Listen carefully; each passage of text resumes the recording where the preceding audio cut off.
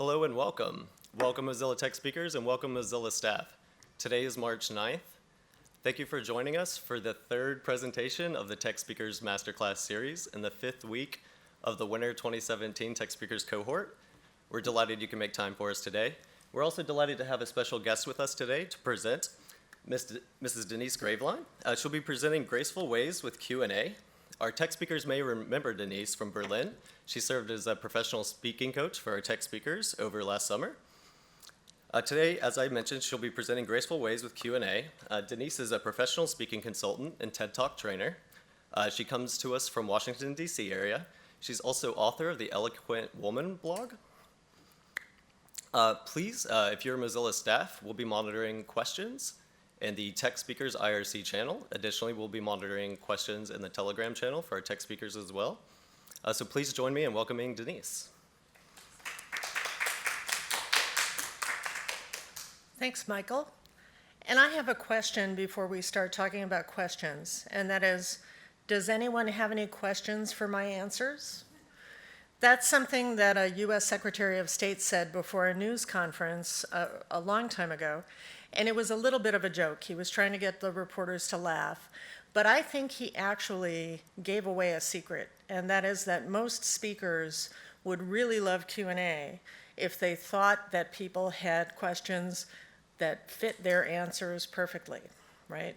And it's where we don't have questions that fit our answers perfectly that speakers get nervous about Q&A. Now, some speakers love Q&A. I work with a lot of speakers, and some of them say to me, I hate presenting, but I love Q&A. And why is that? I think that's because they feel confined by the presentation. They feel they have to memorize. They feel they have to look and sound like an expert, but they feel more like an expert during Q&A. And it's true that Q&A is a great way for you to establish yourself and your expertise with great credibility. So I think that's why some speakers love it, but others really worry that Q&A is not predictable. So they worry they can embarrass themselves. They may not know the answer to a question. They may not look like an expert, right? They may not feel like an expert. So that's a big issue, and it's a big issue early in your career as well. But it's, I have to tell the people who are early in their careers, there are people who are very senior who feel the same way for the rest of their lives. I think you don't have to feel that way, and a lot of it involves preparation for Q&A. When you ask a question or you answer a question, you're actually giving a very short speech, but most of us don't think about it that way, right? And you should plan, if you're in the audience asking questions, you should plan your question. If you're standing up in front of the room answering questions, you should be planning your answers as well, and we'll talk about that today. You also get to moderate the discussion in the room. Generally, if you're a single speaker, you'll be moderating the questions. You'll be choosing the people who ask the questions. You'll be deciding how long your answers are. So all of that involves planning as well. And Q&A is an opportunity to make yourself look great. You can look casual and relaxed. You can look on point. You can be very decisive sounding. You can be very expert-like to the audience. By looking knowledgeable, by looking insightful, by sharing your perspective. So I think there is a world of possibility for Q&A. And today I've got three things I really want to focus on for how to have graceful ways with Q&A. And that's to plan your Q&A, to predict the questions that you're going to get, and I believe you can very easily predict them, maybe not in the way you think, and then to problem solve question and answer time, both in advance and in real time, because in fact, no matter how much planning you do, there's always going to be a question you didn't anticipate. So we'll talk about all of that. So first, let's talk about planning. And by planning Q&A, really what I mean is you need to start planning your presentation by planning the question time first. And this is something that most speakers do not do.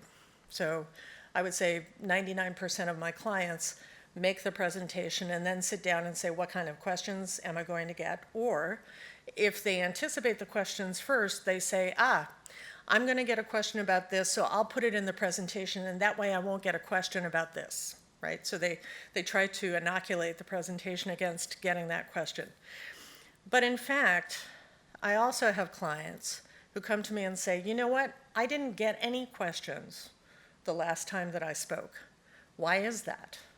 And part of the reason you don't get questions is that you included too much information in your presentation. You didn't leave the audience anything to ask. So, there's no presentation that really can contain 100% of the knowledge on that topic, no matter how much you try, right? But you need to be able to leave some things for the audience to ask. So the first step is to say, what questions do I believe I'm going to get from this particular audience? If you know the audience, sometimes that's easy to guess. Sometimes people will tell you. Sometimes you have a tool that will let you solicit questions in advance, and you should always use that. You can also think about questions that you expect and leave that content out of your presentation. Now, I know that's a bit of a challenge for some people, and some people will say that doesn't make sense to them, and that's fine. But I guarantee you, if you know that you're going to get a question about something, and you leave it out of your presentation, you will get that question. And guess what? Then you already know the answer. So far from being in the position of not having an answer ready, you look great. You look smart because you've anticipated that you will get that question. You've anticipated you will get that answer. And then you can proceed to plan the Q&A in a way that makes sense to you. Now, a lot of speakers, when they're planning their presentation, just choose to leave out Q&A time entirely. They take up the entire amount of time that's stated on the program, or if the organizer says, you're going to speak for an hour, they take up 59 minutes and 32 seconds of the hour, right? So there's really no time for questions. And that's a tactic. So it's a tactic for a couple reasons. There are speakers who believe that they must get as much time as possible out of every presentation. And they believe that time for you to ask a question is time they don't get to talk. This isn't correct, but that's the feeling with some. There's also, I see a couple of other trends. One is the TED conference. I coach speakers for the TEDMED conference and for a lot of TEDx conferences. And as you probably know, for the last 25 or 30 years, TED has simply had no Q&A. There is not an opportunity for Q&A. The only exception to that is when we have a speaker who's a celebrity, typically, who is interviewed on stage by somebody from the show, right? So that's the only questioning that really happens at a TED conference. And there's a reason for that. The people who created TED decided that Q&A was not something they wanted to include, so they very decidedly left it out. I see a lot of conferences now that do the same. So they're going for shorter talks, less Q&A, less interaction from the stage. But as at the TED conferences, speakers are expected to mingle and connect in real, in person, off the stage, at breaks or at meals or other parts of the event. So it's possible to have that interaction, one-to-one, as opposed to 1 to 1,000 or 1,500. But for some people, they really would like to ask questions, right? So when you have big ideas like you do at TED conferences, they provoke a lot of thinking in the audience, and people do want Q&A. They're not going to be satisfied at a TED conference. I also see, I blog about women in public speaking, as Michael said, and I see a lot of my clients and other, particularly young women in tech, in this industry in particular, who omit Q&A because they're afraid of getting trolled or harassed during the question time. And it's true that some people take advantage of the open opportunity to ask questions to bedevil the speaker, right? This doesn't happen exclusively to women, but it happens a lot to women. And so as a protective measure, many women are saying, that's it, I'm going to speak for all 60 minutes of my 60-minute talk or all 20 minutes of my 20-minute talk. And that's certainly a decision you can make for yourself. If you feel at risk, and I've certainly had clients who've been harassed during and after their talks, I don't blame them one moment for protecting themselves in such a way. However, what I will say to you is, you're losing an opportunity with Q&A to establish your credibility, to figure out how to deal with that questioner in a powerful way. And believe me, the rest of the audience would, if you get a harassing or a trolling question, the rest of the audience is going to be on your side, not on that person's side. So sometimes it's very powerful for you to find a way to keep them under control in Q&A or make it clear that what they're doing is unacceptable. And that's certainly your right as well as a speaker. I often encourage people to take the time to look for a code of conduct at the conferences that you're speaking at, where that kind of behavior should not be allowed. And if you are moderating at such a conference, you should be announcing the code of conduct, or someone who's introducing you should be announcing that code of conduct before you begin speaking, just to make those rules perfectly clear to the room. So I would advocate for you to think about planning your Q&A and including in your plan 2 or 3 answers that you can have in your back pocket for that interruption that's going to cause you trouble or pain. And to figure out how sometimes you can do it in a funny way, sometimes you can do it in a more forceful way. But if you've rehearsed ahead of time a few answers, you may want to do this with a partner or a friend, figure out some things that you can say that would be a counter to that person. I had a colleague who worked in an academic department, and for about the first 5 years of her post on this particular faculty, a male colleague would come, sit in the back of the room, and ask the very first question all the time. My first question to her was, why do you keep calling on him? Right, so you do have some control in terms of whom you indicate can ask a question. But every single time he would begin to berate her in front of all her colleagues for leaving things out. And of course, you're not up here to be an encyclopedia. You're here to curate a particular experience as a speaker. But in her case, it would just cause her to blush very deeply. And we worked on some things that she could say to him, and it turned out that he really showed up so routinely to her talks, and I know some of you may have had this experience. You have your own personal troll who shows up. So I gave her a line that actually comes from President Ronald Reagan, which is, and I don't often quote him, but during the debates with Jimmy Carter would make a point, and very effectively, Ronald Reagan would shake his head with a big smile and say, "There you go again. There you go again." And it would get a big laugh. And what are you doing there? Let's break that down so everybody understands what I'm talking about.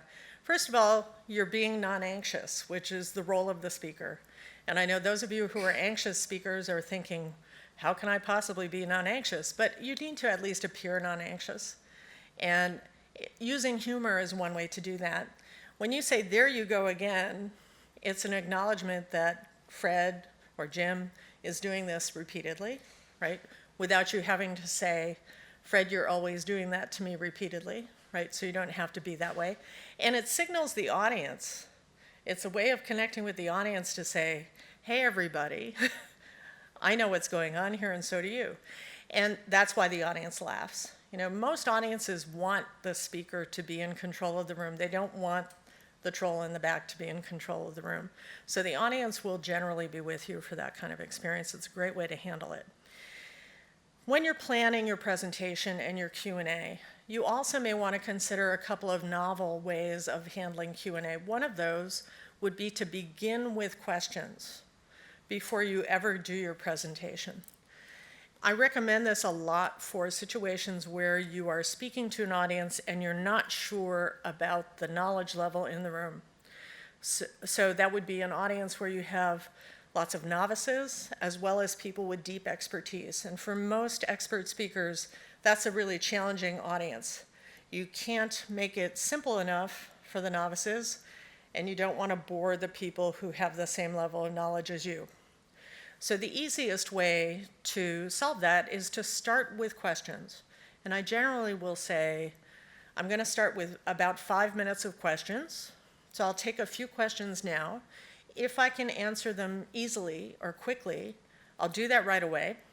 If I can't answer them quickly, I want you to come back and ask me at the end of the presentation. And after about 5 minutes of questions, you wrap up that Q&A and go into your presentation. Now, what does that do for you as a speaker? It gives you a clue about who's in the room. It gives you a sense of what you may need to add to your presentation on the fly.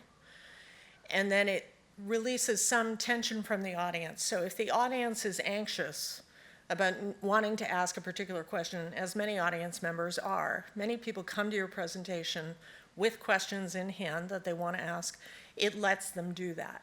So it satisfies them. You can also use this tactic really effectively if you think you are speaking to an audience that is angry for some reason, whatever reason that would be. Not necessarily at you, but about the topic. So if it's a topic that people have strong feelings about, sometimes you can let that emotion out at the beginning by having 3 to 5 minutes of questions or comments, and then launch into your presentation, right? So you can think about doing that. You also can consider planning a program that's entirely Q&A. I thought about that for this, but I didn't think it would work as well. And I've done many talks where if you are solid in your expertise and you know your topic very well, sometimes it's great for the audience to be in charge of which way the presentation will go. You have to be ready to answer questions of all types in that presentation. So it takes less preparation for you in one sense. And in another sense, it's all the preparation you've had in your entire career that comes out in a session like that. Audiences really love all Q&A programs. They don't get them enough. So it's really an opportunity where people come in and feel, wow, I really have a chance to get my question answered. And we're not going to be limited to 3 minutes of questions at the end. We have the entire hour for questions. So that's actually a really effective way to get audiences on your side. So I think in all those ways, you can plan for a traditional Q&A. You can leave questions out that you anticipate happening to make sure that you get questions. And you can also manage your questions. You can plan an entire session of questions, or you can start with questions. So I think I would encourage everyone to be a little more creative with how you use questions in your presentations and how you think about them. I want to talk a little bit about predicting questions, because I really think you can do this. And I think there are 3 kinds of questions that you can think about in advance. And those are the questions you want, the questions, because you have questions you wish you would get, right? Then there are the questions you expect. And then everyone's favorite, the questions you fear or that you're anticipating with dread. And I have a secret to tell you. In all the time I've been coaching speakers, which is about 30 years, most people never get the questions they fear. But they spend an enormous amount of time thinking about them in advance. And the downside is they spend a lot less time thinking about the questions they want or the questions they expect. And then when they get the question that they want, they don't know how to answer it, or they don't have something ready. And so they don't sound prepared. But if it's a question you really want, you want to be able to pounce on that question and give a really great, really strong answer. So I would encourage you to think about the nice questions, the questions you want first. And think about the questions that you're afraid of, but don't let them overtake you in terms of creating anxiety before your presentation. I think a lot of people overthink that part of the presentation. We're all really good at the critical part of critical thinking. So don't be too critical. Don't be too questioning of your questions. And I think that will make a difference. I mentioned earlier, your presentation really should not include the questions you expect or answers to the questions you expect. Some people also get themselves into an anxiety situation because they anticipate no questions. And I've had this discussion back and forth with readers on my blog who will say, what if I don't get any questions? And the way I would normally answer that would be to talk about planning and preparing ahead of time. So I've done posts about that, and then I'll get mail that says, no, really, what if I don't get any questions? So there are some people who spend a lot of time anticipating everything that might go wrong, and that's useful up to a point. But if you don't get any questions, first of all, if you haven't planned your presentation to leave some things out, and you don't get any actual questions, the crowd is just quiet, the first thing you need to do is wait, right? Because just as it's tough for speakers to get up and speak here at a lectern, it's difficult for people to get up and say, I have a question. So you need to give them a little bit of time. And if you wait and there are still no questions, invite some questions with something specific. So say, for example, I'm wondering how many of you really take the time to think about leaving out particular information in your presentations. Can I have a show of hands? So you might want to take a poll of the room. That might be an easier way for people to take part in the conversation. Or you may want to ask a more specific question and get things going. And if in fact there really are no questions after you've done all of those things, say, thank you so much, I'm going to be hanging around in the hallway after the talk, so if anyone wants to come see me, please feel free to ask your question privately. Please know that there are a lot of people who will never get up to ask you a question, right? So 100% of your audience is not going to raise their hands at any point in time. There are a lot of people who are too introverted to ask a question in front of others, but they will come see you afterwards. So it's not a fault, but I would say you should aim to have questions, you should hope to have questions, and you should plan to have questions, and that really makes a difference. But I do think you can take anticipating the questions too far. I have a lot of clients who refer to practicing their presentations, and they practice Q&A with colleagues, and they say, we're going to have a murder board. And I say, that's great, very pleasant. You know, that tells me you have the right attitude about Q&A. Not really. So you want to think about it as a time when you can be relaxed, be open to the question, and show what you know, and not necessarily spend all your time anticipating a negative experience with your questions. So let me talk now about problem solving, because I think that's really the biggest part of Q&A for speakers, whether you're problem solving in advance, and we've talked about a few ways to do that, or you're problem solving on the fly, which is much more common for speakers. I think one of the biggest problems for most speakers is that they fear or they worry that they have to be the expert on their topic. So they have to be 100% knowledgeable about 100% of the facts in the field, and that's just not the case. So we want you to be not the expert, but we expect you to be an expert, right? So I hope that takes some pressure off you. You know, you're sharing your own perspective, which is unique. That's enough for most presentations. We're not actually expecting you to be the encyclopedia. I mentioned earlier that if you can develop a non-anxious feeling within yourself about questions, that's the best, because I think too often the person receiving the questions ends up reacting to the content of the question or the emotion of the question. And that's just really difficult. Your goal should be not to react to the question, but to respond to the question. Two different things. In my world, reacting to the question has a lot more emotion. Responding to the question doesn't have much emotion at all.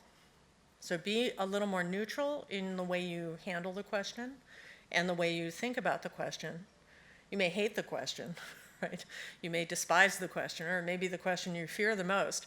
But the way you handle the answer should be to simply respond to the question and not to make the question bigger or smaller than what the person asked, okay? When you're moderating the room for questions, I also want to make a plea to everybody to think about gender and diversity in your calling on audience members. There are reams of stories about women being ignored when they have their hands up to ask questions in audiences.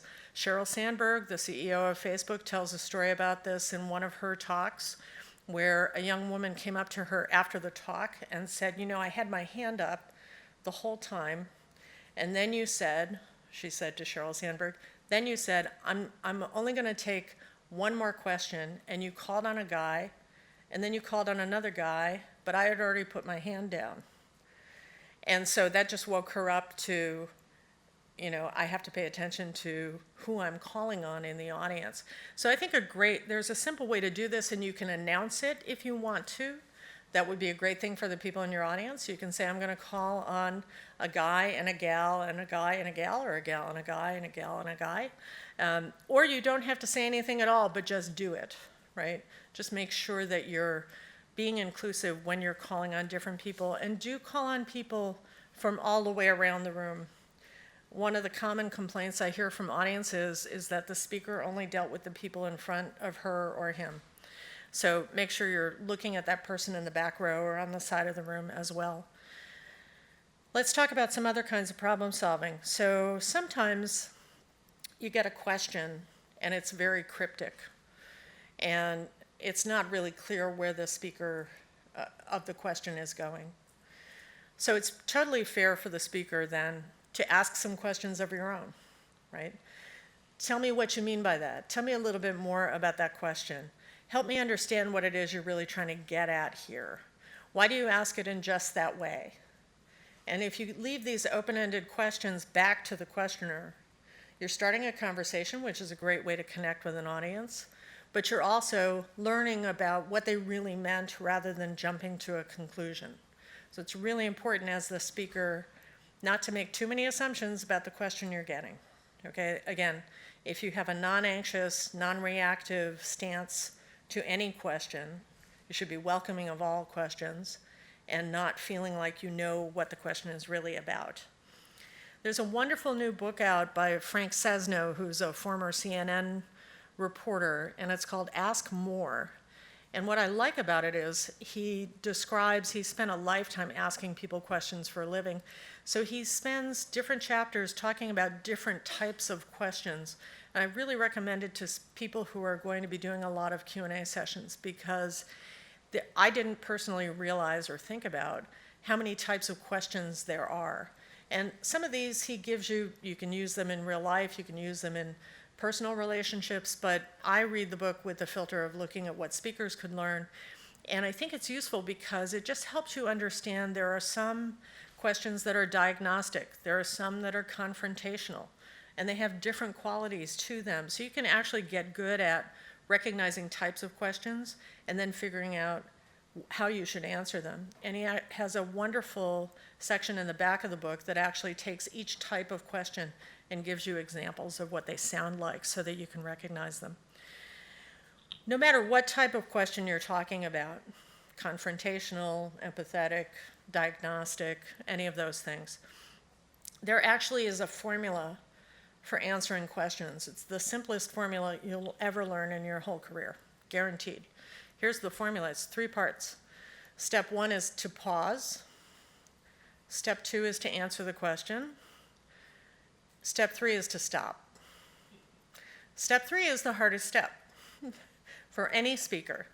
And often what happens, and I think everybody has seen this in presentations they've gone to, you get a question, often the first question, and the speaker is off to the races and talks about 5-10 minutes worth of answer, when really all the person wanted was maybe a yes or a no, right? So you have to think about stopping and not making your answer a complete lecture on whatever the person has asked. This is also a really fantastic formula if you're ever in a media interview, and certainly if you're testifying before Congress or the legislature, it's really good. Pause, answer, stop. Don't go too far with that answer. And think about, it's worth practicing because I think it's actually difficult to do in real time. Another thing for you to think about problem solving, and this is also good if you have questions that you're not, where you think someone's setting up a confrontation with you. Try to remember, is this an actual question? Should there be a question mark at the end of it, or is it just a statement? So I'm sure none of you has ever been to a presentation, I'm joking here, where people got up and in their questions never asked a question, but wanted to show you that they know everything about the topic. So that show what you know questioner is lurking in every audience. And this is group psychology, so I'm not making this up. There's at least one person in every group who's going to say, I know something about that, and let me share. And it may or may not be germane to your topic as the presenter, right? It might be to one side of your point. It might be that have no relation to your point or your presentation. And so what do you do with a question like that? Most speakers get really annoyed, and then they start having a debate with the person who isn't, is trying to compete with them for expertise acknowledgement. Better would be simply to let them have their say, because they're going to have it anyhow. And you really can't tell who that person will be unless you know them. And a better way for you to handle it would be to listen to them and acknowledge and thank them and say, thank you, that's very useful perspective. And next question, right? So sometimes if a person's going on quite a bit and they're giving a small lecture in lieu of a question, you can stop them and use the kind of tactic that you hear on talk radio, which is when the host says, is there a question? Do you have a question? Right? So it's a question to ask your questioner to call, in effect, call the question and get them to ask a question. And sometimes they will then have a question, and other times they'll simply say, no, I just wanted to make that point. And you say, well, thank you so much for sharing that. Next question, right? Does anyone have a question? To indicate that what you're looking for are questions. So when you're moderating a group, that's another good tool to have in your back pocket. The other thing I'll say, and this goes back to people who decide to exclude Q&A from their presentations for whatever reason.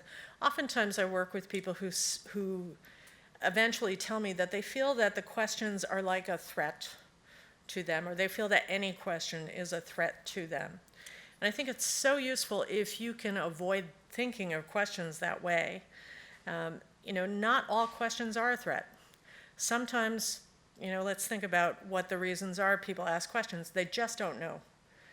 They may have no knowledge in your area, and they're going to ask a question that really doesn't make a lot of sense. They may have a lot of knowledge in your area, and they just want to share it, right? Or they want to disagree with you. And they're entitled to do that. You don't have to agree with your questioner. So the point of questions is not to wrestle the speaker to the ground and make you cry for help. Your questioner is allowed to have an opinion, and you're allowed to have your opinion as well.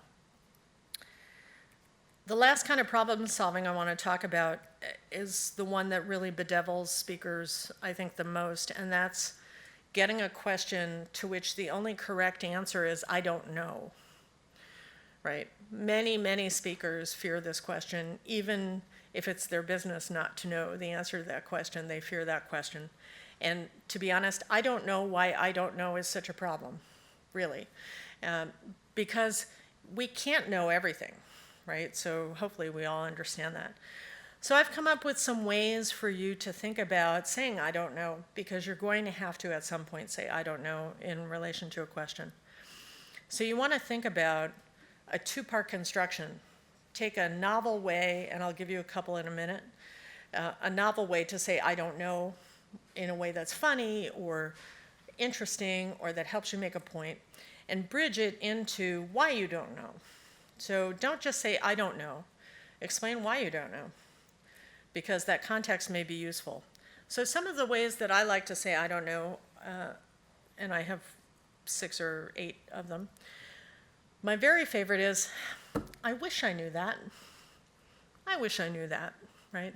And it needs to be genuine, right? So if someone says, what's the secret to buying a winning lottery ticket? You wish you knew that, don't you, right? So say it.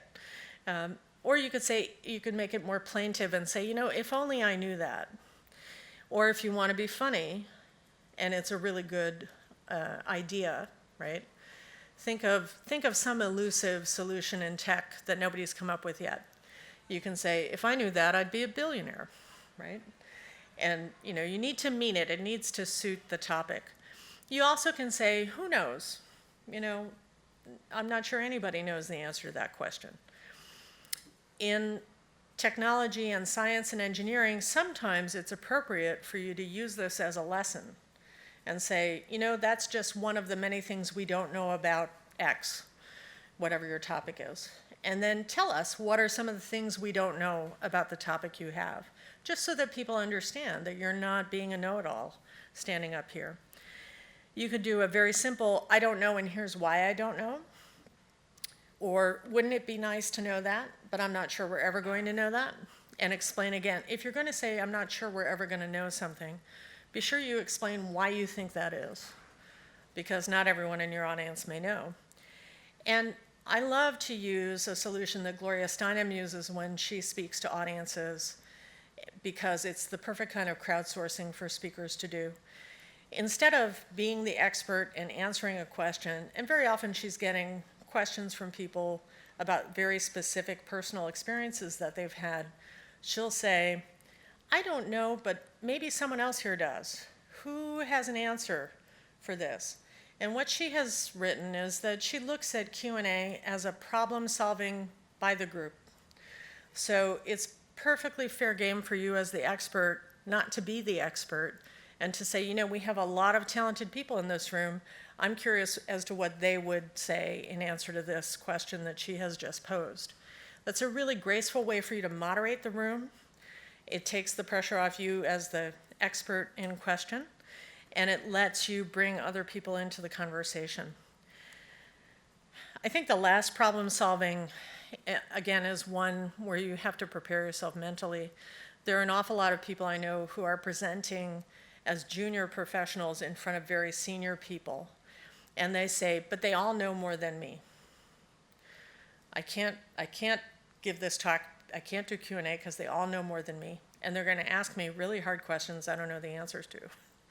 And I think the way to think about it is, again, no one has your perspective, right? So your perspective is valid. And you're not trying to match wits with the audience. You're trying to share your unique perspective. And if someone doesn't have that perspective, that's okay.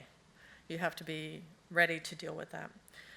So those are, again, planning, predicting your questions, and problem solving, whether you do it in advance or on the fly. That's my formula for Q&A. And now I'd love to hear some questions, whether I have answers or not. Well, thank you very much, Denise. First, I'd like to ask the room if we have any questions inside the comments. Great, okay. We'll take it to the Etherpad. One question you were just addressing came in. Is it good to pass a question to the audience if I do not know the answer? I think you addressed this quite well, but building upon that, are there any special considerations if you were to pass the audience back to the questions? Or, excuse me, pass the question back to the audience? I think you just have to assume that maybe no one in the audience knows either, right? And then it's an opportunity for you to say, okay, so it's clear that all these bright minds don't know the answer to this. There's a challenge for all of us to address going forward, right? And then next question, right? You can always call for the next question. But I think it also is a generous thing for a speaker to do, to include the audience, because you never know who's sitting in your audience most of the time. Great, thank you.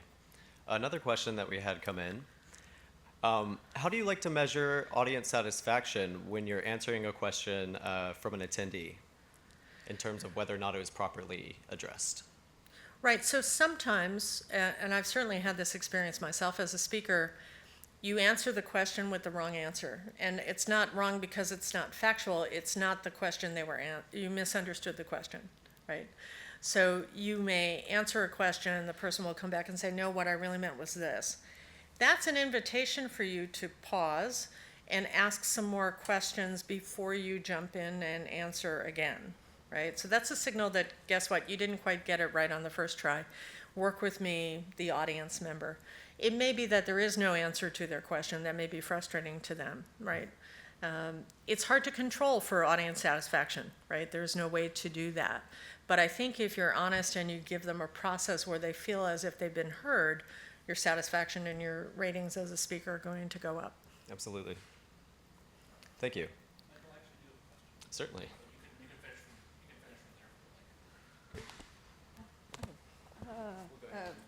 from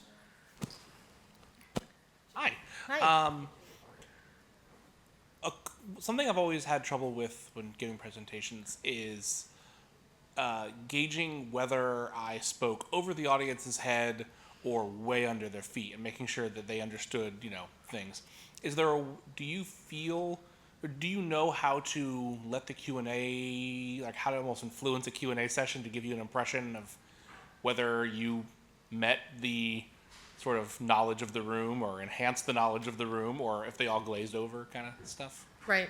Well, some of them won't want to tell you, right? Among other things. One solution for if you know it's that kind of room in advance, I would start with some Q&A, even a little bit, because the people who have urgent questions will want to get them out early, right? So that's where you can find the super expert and the novice, right? And you'll find people who put their hand up and say, well, I don't know as much as he does, but I just really want to know how you get started doing this, right? Then you have some novices, and then you're going to have to bifurcate your answers or your presentation points throughout the presentation. If you haven't done Q&A in advance and you're really looking for some feedback, you might start the Q&A by saying, now, I've given this talk in this way. I've been aiming for people who do this. But if you're more junior or more senior and you want to have a more in-depth or a more basic discussion, now's the time. Let me have your questions, right? So don't be afraid to kind of be the impresario of the Q&A and say, I've spoken about this, but you may think this or you may think this. I'm happy to take all levels of questions. I think that's a really thoughtful thing to do. Thank you.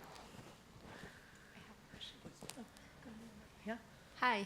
Hi. You have said a few times about starting with questions at the beginning. So when you start with questions and you don't get the participation that you were wanting, how do you move from there? All you have to do, so I use it for very specific, I don't do it all the time. Yeah. I use it for very, very specific situations, often when I don't know who's in the audience, when I know very little about the audience. Or if I'm talking about a topic, I'm sometimes asked to come talk about social media.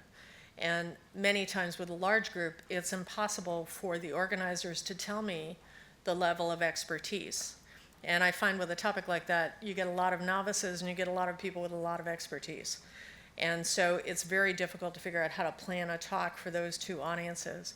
So that's when I would open with questions. But if you get no questions, whether it's at the beginning or at the end, you want to wait, right?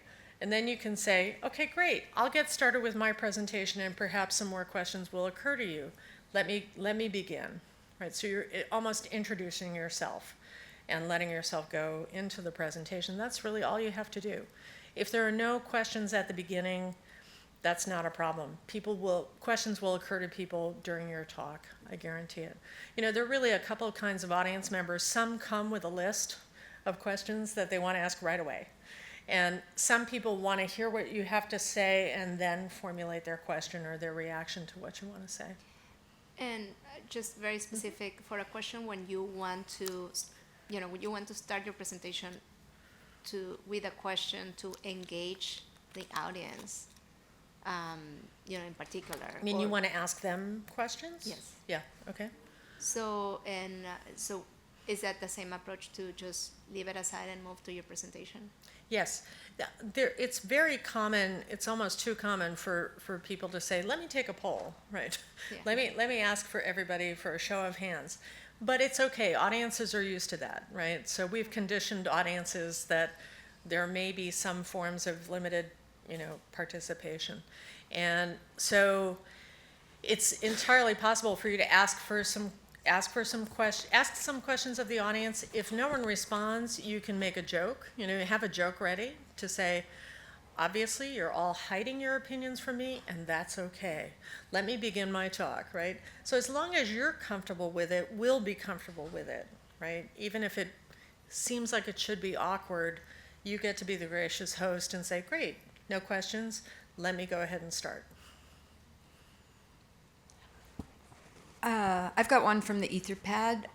So Shrustika would like to know how to deal with questioners whose sole purpose is to criticize the technology that you are presenting about. So what if the questioner does not want to buy the answer that you can provide, even if it's correct and makes sense? Right. that's okay, right? They're entitled to their opinion. You know, you don't have, Q&A is not something you can win, right? It's not a competition. Even if your questioner is treating it like a competition, you don't have to play, right? So it's entirely possible for you to answer the question, and if they say, I still don't like your product, say, thank you so much for your feedback. Next question, right? Move on to another question. You don't have to continue to wrestle with that person, right? And frankly, the rest of your audience will thank you if you don't. So, you know, I see a lot of speakers who somehow think, oh, I have to amend my position, or I have to change what I'm saying because they're upset with me. But no, you don't, right? And often you can't. So another one from the Etherpad. This one's from Gloria, who asks, what do we do if we pass on a question to the audience and someone gives an answer that is incorrect or based in a misconception? That happens to me all the time. I just want you to know. Because there's a lot of mythology about what's good to do as a public speaker.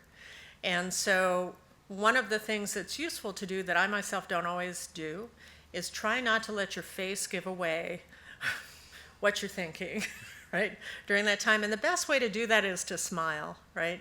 A smile is great. It's very neutral. It's very neutral. You're listening, you're listening, you're listening, and then you say something like this. Thank you so much, Fred, for sharing your perspective. I have to disagree. In my experience, speakers should do this. Da-da-da-da-da-da-da. Next question, right? So don't be afraid to move it on. Don't be afraid to disagree.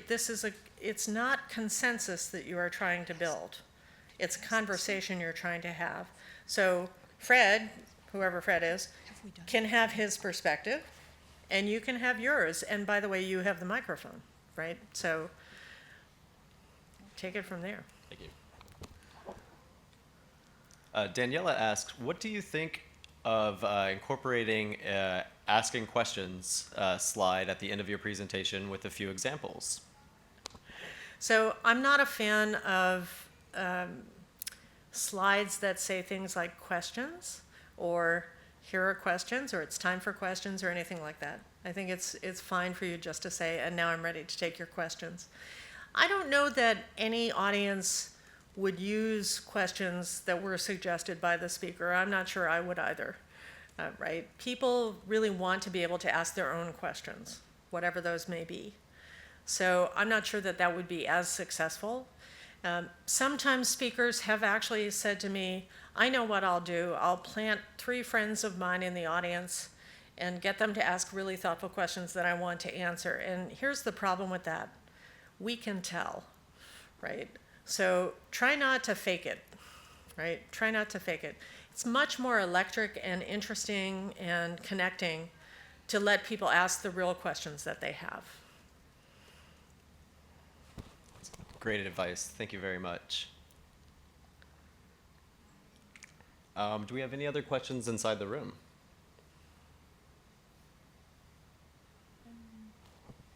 I've got one. One more from the Etherpad from Manel, and she wants to know, this is a little bit like a nuance of an earlier question, but let's go for it. How to know if you answered well to a question when you feel like the person isn't satisfied with your answer? Where to take it from there? So you mean they're kind of fidgeting or looking at you funny, or they're giving you some kind of physical cue that they're not happy, as opposed to just arguing with you? Sounds Maybe? good. Yeah, okay. Okay. So if you sense some discomfort, be aware that your perception of what's happening in the mind of that person may just be your perception, right? So again, I would say never assume that you know what people are thinking until they tell you, right? That would be step 1. So you could say, does that answer your question? That's a nice neutral thing to say. You finish answering, right? Pause, answer, stop, and then say, did that answer your question? And they will say, actually, no, it didn't. I really wish you'd talk about such and so, right? Or I disagree completely with your approach to X. And say, thank you, that's really useful feedback for me. That's my opinion and I'm sticking with it. And it's good to know that you disagree. Next question, right? So you can acknowledge without agreeing. And you can thank people for contributing to the discussion. You're not thanking them because you agree with their opinion, you're just thanking them for participating. And what are you doing when you do that?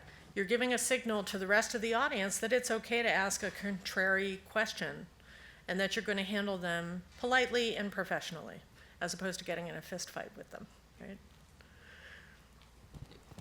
Could you give us a couple of quick examples of how to interject to regain control of a conversation if somebody is perhaps speaking a little too long?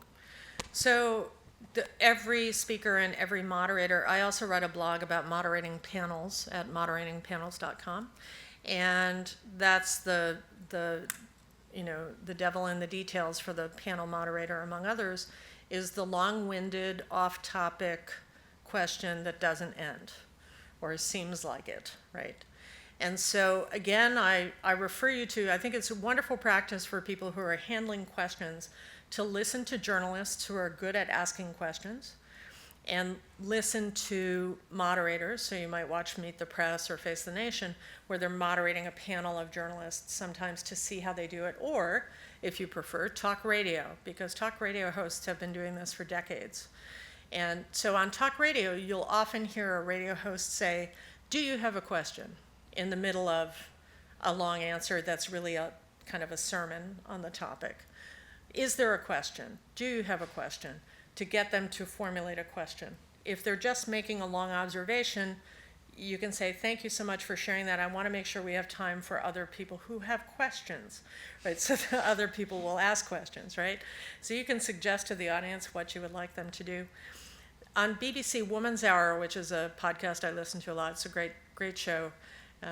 One of the hosts, Jane Garvey, was just interviewing a politician, a member of parliament, who I think thought her question was an invitation to give a speech, like a really long one. And so she sort of let him go on for a bit, and she then politely jumped in because she knew his name. She said his name. She said, "Mr. Jones." And he said, "Well, I'm not finished." And she said, "Won't you then?" Right? So that's a clever way to get it in there. The thing is that the rest of the audience, keep in mind that the rest of the audience who is not giving you that long-winded question also would like this person to wrap it up so they have a chance to ask. So keep in mind the entire room when you're handling people like this, right? And you can say, can you wrap it up? Can you get to the questions? Because I know we have a lot of people waiting, and you look at the room and you'll see a lot of people doing this, right? And acknowledging that. Looks like we have one final question coming in from IRC. Alex asks, "What's your favorite first question for when you open with a 5-minute Q&A session?" What's my favorite first question? Well, it really depends on the topic, but I actually love getting someone who asks a question that I can answer quickly in that situation. Because people do come with different kinds of things. There is the long-winded question, of course, but some people really just have a quick, short question they just want a quick, short answer to. It's a wonderful way to kick that off. It's harder, I think, if you start with a question that's really complicated that you can't answer in real time and you have to put the person off. But you can, in that situation, say, that's such a good question, I need to leave that till later because it's a big part of my presentation, right? So, and then go to it. Great. Well, it looks like that's all of our questions for today. Denise, I thank you very much for making time to come and speak with us here in Mountain View. My pleasure. Yeah, absolutely. Thanks, everyone.